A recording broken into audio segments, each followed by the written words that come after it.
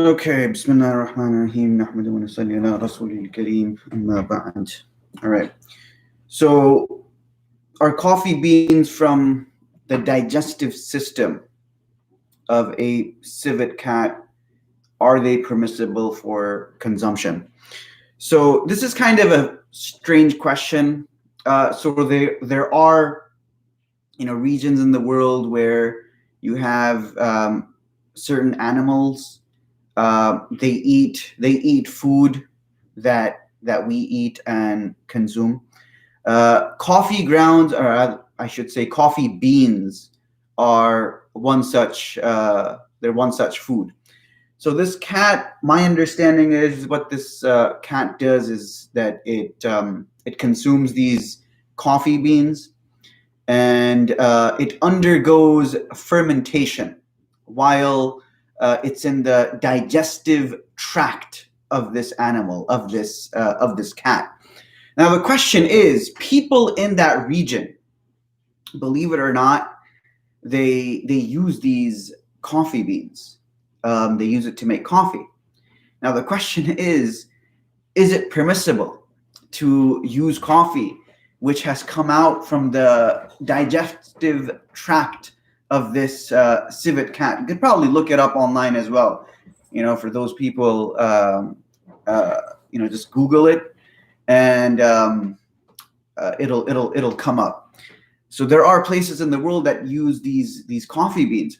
Now, the answer. Now, I'm not saying that you go ahead and start purchasing coffee beans that are taken out from the digestive system of the civet cat. This is not what I'm saying, but I am going to say that from a strict juristic perspective, is it permissible or not? So the scholars they mention that if these coffee beans, if they come out from the digestive tract of this animal and they're intact, they're completely intact, the beans are intact, obviously you wash away the impurities and everything, and it's fine for consumption. I'm not saying that go ahead and do it. This is from a strict juristic perspective, and this is a very I'm just conveying the edict. I'm not saying that go ahead and give your coffee beans to this animal, wait for it to pass these coffee beans, and then you ground it, make some coffee out of it after it undergoes purification and whatnot. So as long as those coffee beans are intact and you wash away the impurities and everything, it's permissible for consumption. If, however, those coffee beans are not intact, they've broken up in the digestive system of this particular cat, then it would be problematic to consume these coffee beans. But nonetheless, it's from a strict, again, I'm going to repeat this, from a strict juristic perspective, as long as those coffee beans are intact, you wash away the impurities and everything, and yeah, sure, you can make your coffee out of them. Okay, let's see, what else do we have over here? Can women dye their hair? Yes, absolutely, women can dye their hair, no problem. You could dye them any color, right? Any color is fine. Green, yellow, red, I mean, whatever color a woman wants to dye their hair, absolutely, it's permissible. There's no issue with it. Okay, is listening to music haram? So nowadays you have there's divergent opinions when it comes to listening to music and stuff. According to the four madhahib, which are followed throughout the world. Now you have four main schools that are followed throughout the world. So you have the Hanafi school, which is primarily followed in Turkey, places in Egypt, Uzbekistan, Turkmenistan, Pakistan, India, Bangladesh, places in Indonesia, China. You have people following the Hanafi school. Then you have people following the Shafi'i school. Again, you have that in Egypt and in Yemen. people following the Hanbali school. This is in Saudi Arabia. Then you have people following the Maliki school. You'll find that West Africans, they adhere to the Maliki school, and places in Spain, Muslims in Spain, they adhere to the Maliki school. Now, all four madahib, right, they've all mentioned that music and listening to music, this is not permissible, right? Those scholars who say that it is permissible, they mention that there is no sahih and sarih hadith. There is no sahih, authentic, and clear-cut hadith that indicates the prohibition of music. Now, I would say to that, hey, look, fine. Let's accept for a minute that there is no sahih hadith. There is no sarih hadith. There is no explicit hadith. There is no sahih hadith. Okay. Now, the music nowadays, right? Now, these same scholars who say there is no authentic, explicit hadith, they also say that the music, it can't have anything fahish, right? It shouldn't have anything immoral, indecent. There shouldn't be swearing. So they give a whole list of things that the song should have. Now, my question to that is, right? You listen to any rap song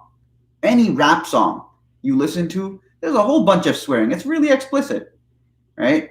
I mean, there's so many of these rappers, and all they're rapping about are women's body parts. I mean, in what world is something like that going to be permissible to listen to? This is what they're doing.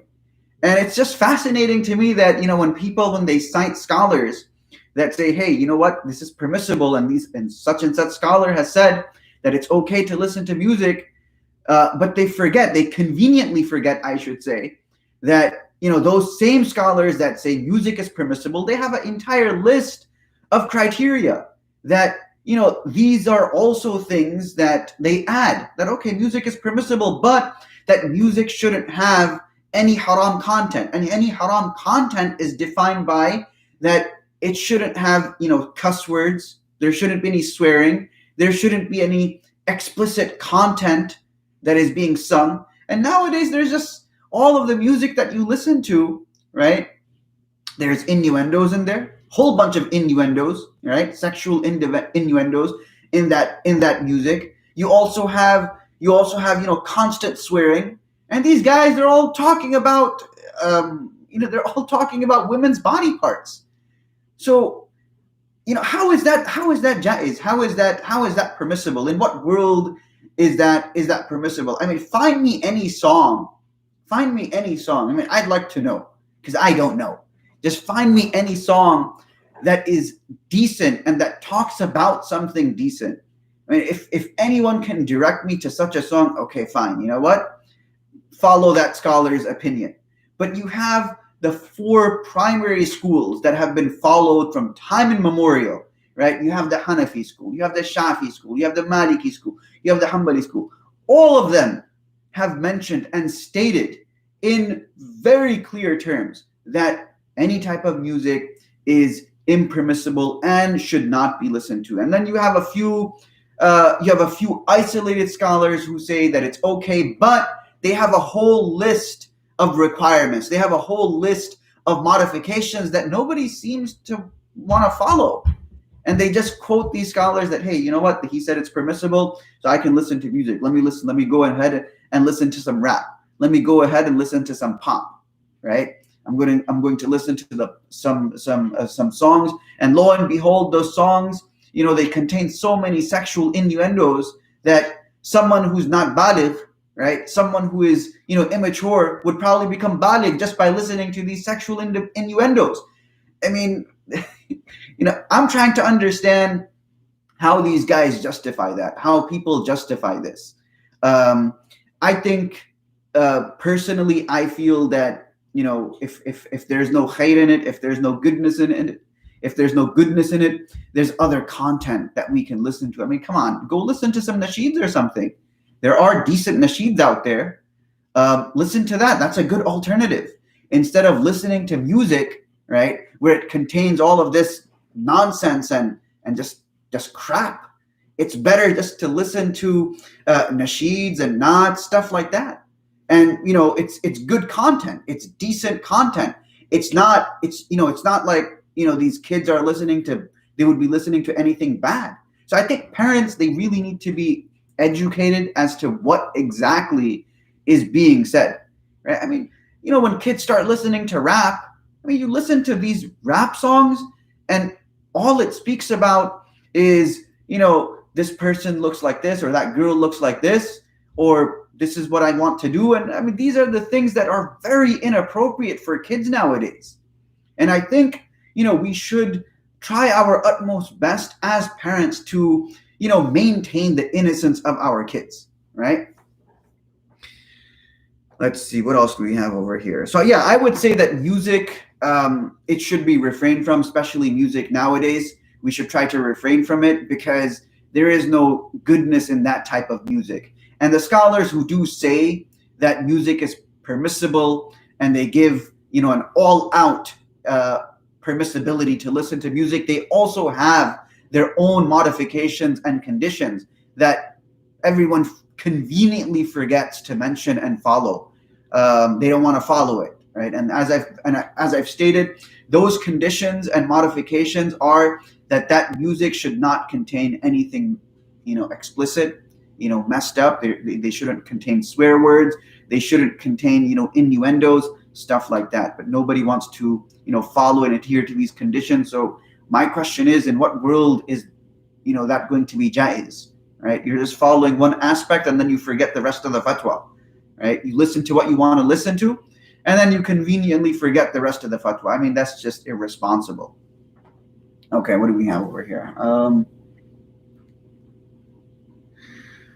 Okay, assalamu alaikum. I own a farm with lots of deer and bucks that come onto the land. Can you explain the process of hunting these animals the halal way? Yes, absolutely. So, first of all, you're going to need a tag, right? You can't just, you have to follow the law of the land. So you're going to have to get a tag from, I'm not sure where you live, but if you're living in New York, my understanding is you're going to have to purchase a tag, probably costs like $25, $30. And what you can do is you can hunt with a rifle or a bow and arrow. And so after you shoot at the animal, right, it's the job of the hunter to pursue the animal. I mean, that deer is going to run, right? That deer is going to run off. So you're not going to, it's not going to just fall dead right there and then. That deer is going to run a good number of yards. So you're going to have to pursue it. So after you get out from your blinds or wherever you're sitting in your tent, whatever, if you have blinds, you're going to sit there. Or if you're sitting in a tent and you've camouflaged yourself, you're going to sit there. So after you take your shot, you see that shot hit the deer, in the sweet spot, between the shoulder blades and past the shoulder blades a little bit. You hit it on that sweet spot. Then you're going to have to get up, or you're going to have to get down from your blinds, or you're going to have to get up from your tent, and you're going to have to pursue that animal. You pursue that animal, right? You pursue that animal. If you find that animal alive, right, then you're going to take out your knife, you're going to say Bismillah Allahu Akbar, and you're going to kill the animal. If you find that animal dead and it has bled out, it's permissible for you to consume that animal. Now, obviously, when you take that shot, when you're taking that shot with the bullet, with your gun, with your rifle, or with your bow and arrow, right? If you're a crossbow, if you use a crossbow, or if you use a compound bow, or if you use a rifle, prior to shooting, you have to say Bismillah Allahu Akbar. Prior to shooting, you have to say Bismillah Allahu Akbar. So after you pronounce the tasmiyah, you take your shot, inshallah, it hits the animal, and after it hits the animal, you get out from the tent, or you get down from your blinds, you pursue the animal. If you find it dead, permissible for consumption, as long as no other animal has eaten from it, right? And if you find it alive, it's in the throes of death, you need to take out your Bowie knife, your hunting knife, your machete, whatever, and you need to cut the throat horizontally from ear to ear, right? Cutting the 4 vessels because it's still alive. And just be careful, because that if it's a buck, it's going to keep on thrashing about. So you need to be careful with that. And it would be halal. The animal would be halal. It's permissible for consumption. Now, people ask me about using a shotgun.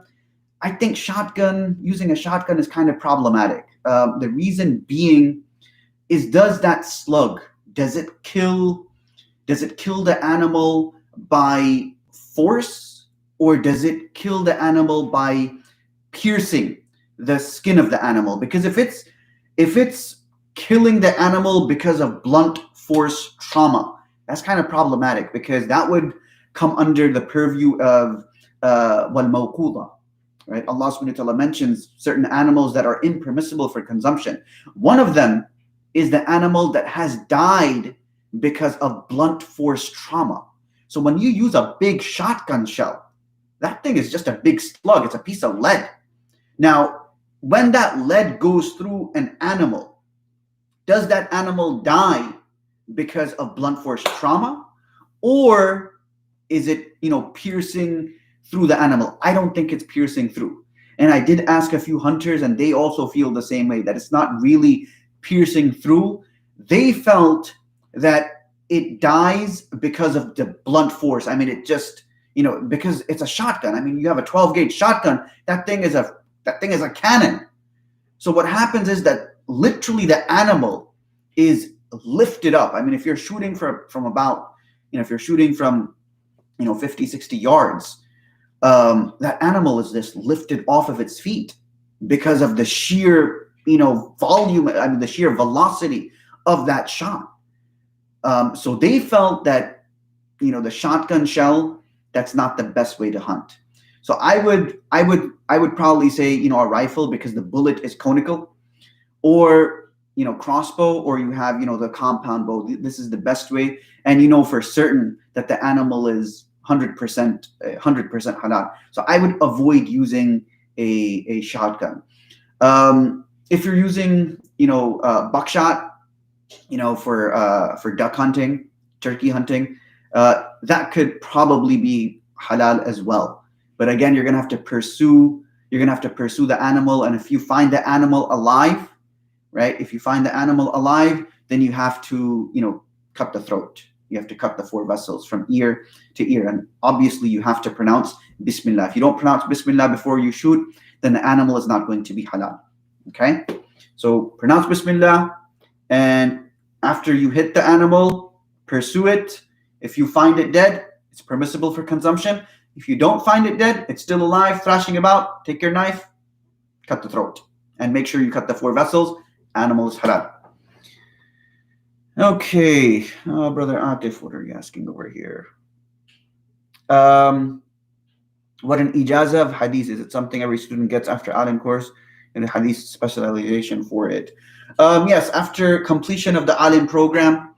So once a student has read through Bukhari, Muslim, Nasa'i, Abu Dawud, Tirmidhi, Ibn Majah, they do receive a sanad, they do receive a certification from the institute.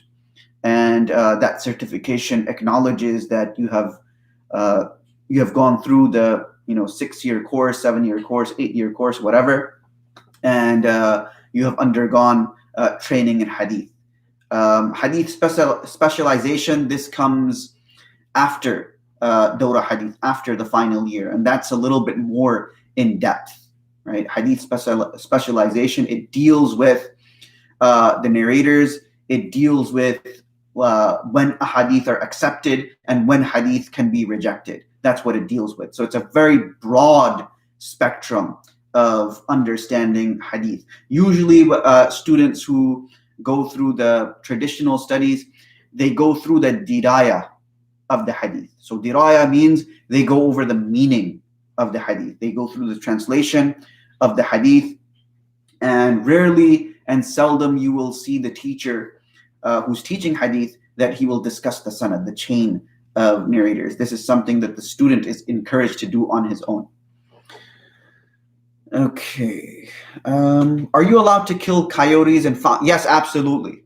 Yes. You're allowed to kill coyotes. I mean, culling, I'm not sure where you live, but if you're in an area where there are boars and stuff, wild pigs, boars, foxes, coyotes, if they're disturbing the livestock, yes, you're allowed to kill them. It's called culling, culling. Culling wild animals, absolutely, it's permissible. There's no issue with it. There's no sin. These are animals that are harmful to one's flock. And as a matter of fact, dogs are permissible.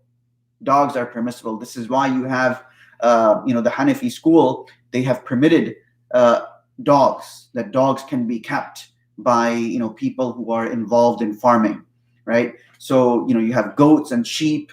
I mean, these, coyotes, they come in and they'll carry off, goats and sheep. They'll kill goats and sheep and they'll run off and they'll, eat the meat and everything.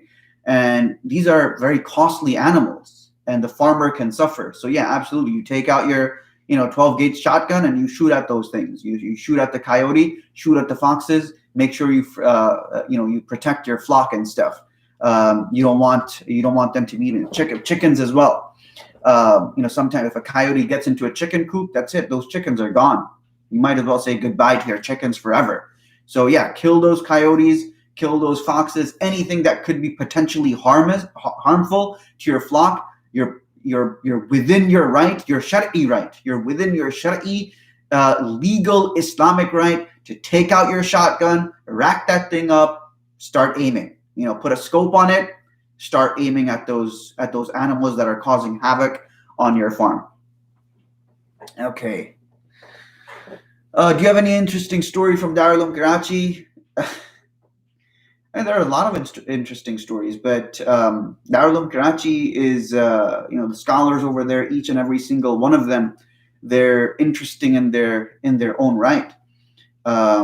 Just listening to them, sitting with them, it's a privilege, and studying with them, sitting at their feet, and just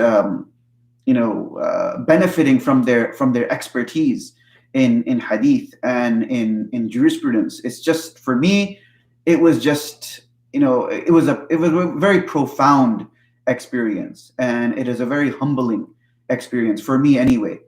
And yes, I did get ijazat from Maulana Salimullah Khan Sahab, rahmatullah alayhi. He passed away now. I went to Jamia Faruqiyya.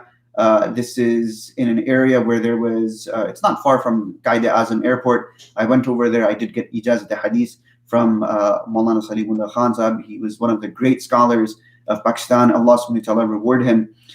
His sanad was, I think, possibly the closest to Imam Bukhari, rahmatullah alayh. Okay. Right. So brother Rana Begum, yes. So yeah, if you have a farm, you're living on a farm, yeah, absolutely. You're allowed to, engage in some culling, kill those coyotes and foxes. As a matter of fact, I read somewhere that it's actually encouraged by the state, if they're wreaking havoc on your farm and on your animals. So, just put that scope on at night, and start shooting at those coyotes, inshallah. Allah subhanahu wa ta'ala protect your flock.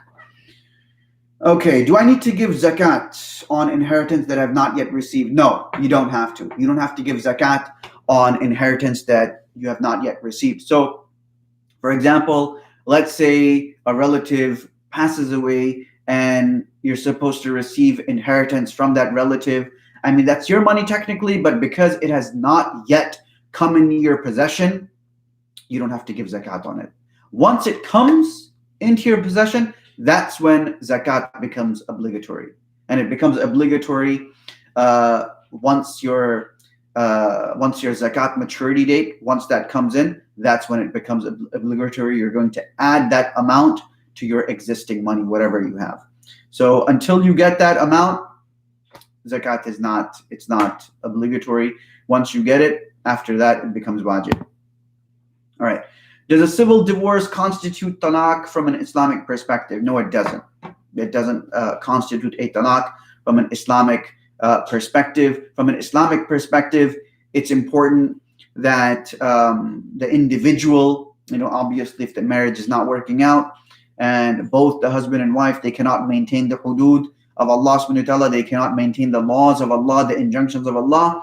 So in that kind of situation, it's permissible to give a Shar'i divorce. But a civil divorce does not constitute as a divorce from an Islamic perspective. It's the words and the phraseology that the courts they use, and Islam has different phraseology. So civil divorce, it doesn't constitute a talaq in the strictest sense of the word. One would need to give shar'i talaq, that I divorce you once. That's all you need to do. People think I need to give divorce 3 times. No, you don't. You just one time does the job. So you give it one time, talaq, and after the lapse of the iddah, the woman is free to marry whomever she wants. Okay.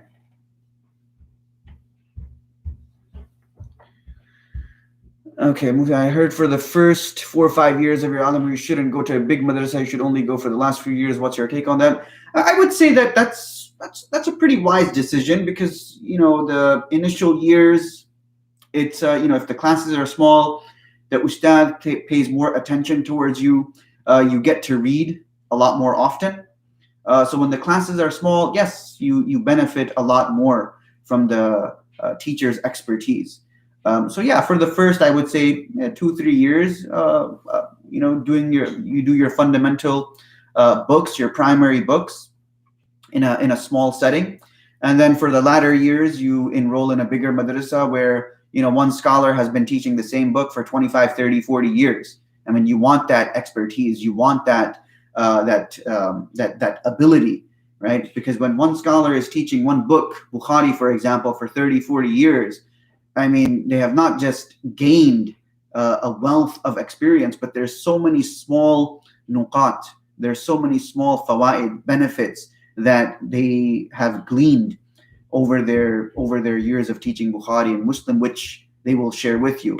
So yeah, the latter years, I would say, enroll in a bigger madrasa, and you'll benefit a lot more. Who do you think are the top scholars in the United States? I would say Sheikh Amin Kolbadia in Chicago. I would say he's one of the top scholars in the United States. Sheikh Amin. He's an exceptional scholar. He's a master in Aqidah. He's a master in bioethics. I know he's conducted seminars for physicians, and he discusses bioethics with physicians. This is a very important topic, I believe, and I think he's the only scholar in the entire United States who has this kind of experience to discuss bioethics. So yes, Sheikh Amin Kolbadia, he's one of the top scholars in the United States. Then there's Sheikh Ruhul Amin in New York. He's a graduate of Binuri Town, and he's another great scholar. I mean, a lot of these scholars, they're just hidden. Many people they don't know about them. And those who do know, they will be able to tell you that they're just hidden. They're gems, and they're just hidden gems. And we need to go to them and benefit from such individuals. Allah subhanahu wa ta'ala grant them all long lives. What small madrasa would you recommend in Pakistan for the first few years? Probably Ahsanul Ulum, I would say. But even Darul Uloom Karachi, the initial years, they're very, the students are very few. So if you enroll in Qism al-Arabi, the classes are very small. You would still benefit. It's in Dura Hadith that the classes become, 200, 300, 400, 500 people, right? The last years and the year before last. But even in Darul Uloom Karachi, they have relatively small classes. No, Brother Atif, I'm in New York. I'm in upstate New York. Okay. What are these little things that double? Hold on. Where is it gone? What was I reading right now? Okay, message was retracted. Okay. Do you have to do Sajdah Tilawa if a parrot recites a verse with Sajdah? So if you have like an African gray parrot or something, if you have an African gray parrot and you've taught it to read ayat of Sajdah and it's reading ayat of Sajdah, that's good and everything. But if it recites the ayat, the verses of Sajdah, no, you don't have to do it. It has to be from a live person.